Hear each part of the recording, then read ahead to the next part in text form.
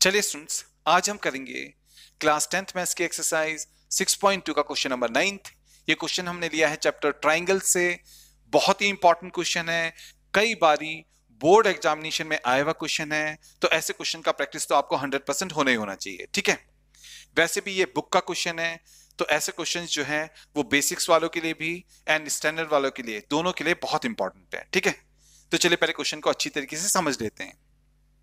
Question में हमसे कहा गया है ए बी सी डी एक ट्रेपेजियम है जिसमें ए बी जो है वो डीसी के पैरेलल है।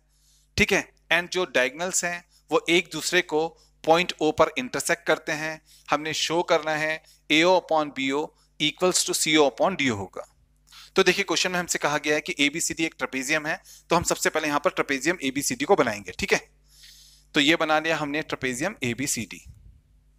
आपने याद रखना है कि जब भी हम ट्रेपेजियम बनाएंगे तो एटलीस्ट एक पेयर ऑफ जो अपोजिट साइड होगा वो पैरेलल होना चाहिए। तो यहां पर भी हमने एक पेयर ऑफ अपोजिट साइड जो है वो पैरेलल बनाया हुआ है, जो कि क्वेश्चन में हमें गिवन है कि ए बी जो है वो डीसी के पैरेलल है।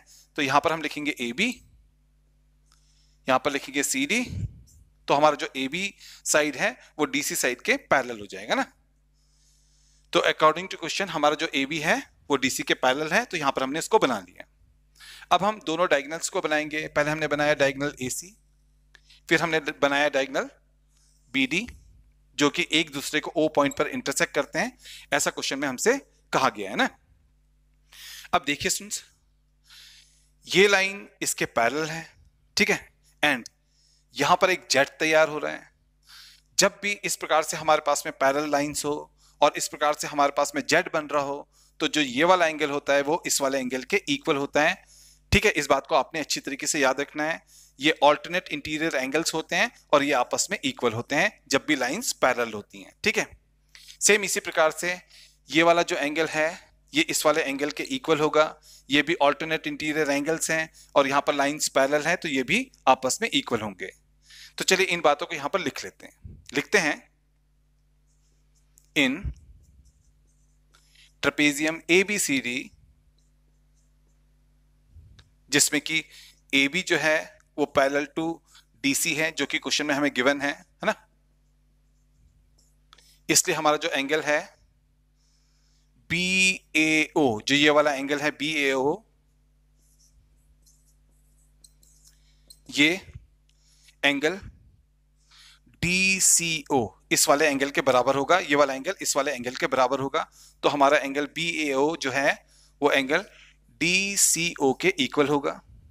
ठीक है, सेम इसी प्रकार से हमारा जो ये वाला एंगल होगा ABO, जो ये वाला एंगल होगा ABO, ये इस वाले एंगल के बराबर होगा, CDO के बराबर होगा। ये वाला एंगल इसके इक्वल होगा, तो हमारा एंगल ABO जो है एंगल CDO के इक्वल होगा।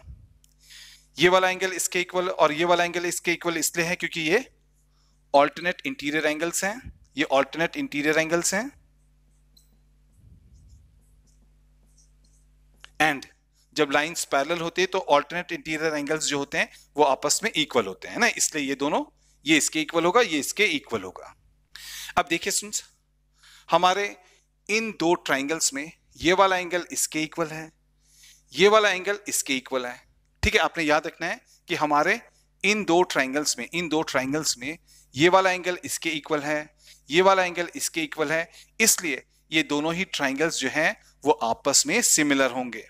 तो आपने अच्छी तरीके से याद रखना है कि अगर हमारे पास में दो ट्राइंगल्स हैं और उन दो ट्राइंगल्स में हमें दो पेयर्स मिल रहे हैं एंगल्स के जो आपस में इक्वल हैं, तो वो दोनों ट्राइंगल्स आपस में क्या होते हैं, सिमिलर होते हैं। तो हम लिखेंगे कि हमारा जो ये ट्राइंगल है AOB वो ट्राइंगल COD के सिमिलर होगा बाय एंगल क्राइटेरिया। तो हमारा triangle AOB similar to triangle COD होगा बाय एंगल क्राइटेरिया। ठीक है, अब देखिए स्टूडेंट्स, आपने अच्छी तरीके से याद रखना है, जब भी हमारे पास में दो सिमिलर ट्राइंगल्स हो, जब भी हमारे पास में दो सिमिलर ट्राइंगल्स हो, तो उनके जो कॉरस्पॉन्डिंग साइड्स होते हैं उनका जो रेशियोज होता है वो आपस में इक्वल होता है।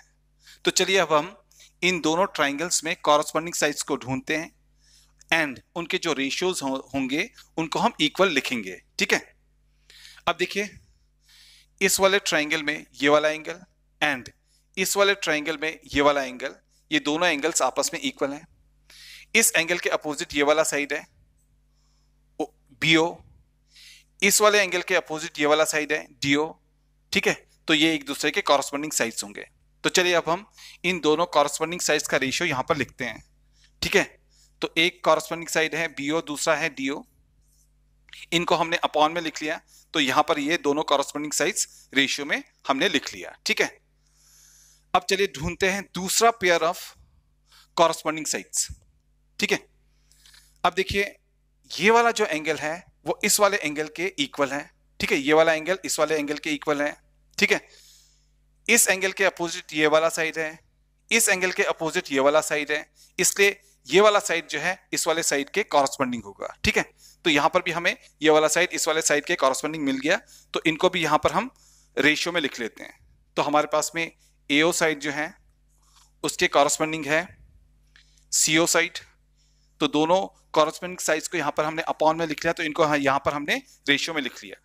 एंड हमने पहले ही कहा था कि जब दो सिमिलर ट्राइंगल्स होते हैं तो उनके जो कॉरस्पॉन्डिंग साइड्स होते हैं उनका जो रेशियोज होता है वो आपस में इक्वल होता है। तो यहां पर भी ये आपस में इक्वल होंगे, यहां पर भी जो कॉरस्पॉन्डिंग साइड्स हैं उनका जो रेशियो होगा वो इक्वल होगा, क्योंकि ट्राइंगल्स जो हैं वो सिमिलर हैं, है ना। तो BO upon DO equals to AO upon CO हमारे पास में आ गया बाय सिमिलरिटी।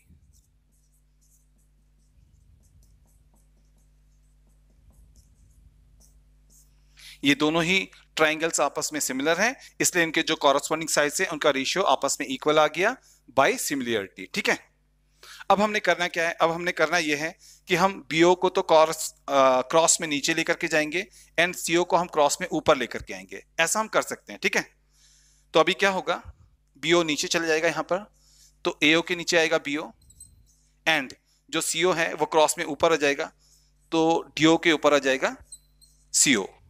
अब हम इनको आपस में इंटरचेंज कर लेंगे, इस पूरे को इस तरफ ले आएंगे, इस पूरे को इस तरफ लेकर के जाएंगे, ऐसा हम कर सकते हैं। ठीक है, तब हमारे पास में आएगा AO upon BO is equals to CO upon DO. ठीक है, तो यहां पर हमारे पास में आ गया AO upon BO equals to CO upon DO, and यही तो हमने प्रूव करना है यहां पर, है ना, यही तो हमने प्रूव करना है। यहां पर ये प्रूव्ड हो गया, तो हेंस प्रूव्ड, ये यहां पर शो हो गया, प्रूव्ड हो गया। ठीक है, तो हेंस प्रूव्ड, और ये आ गया हमारे इस क्वेश्चन का फाइनल आंसर।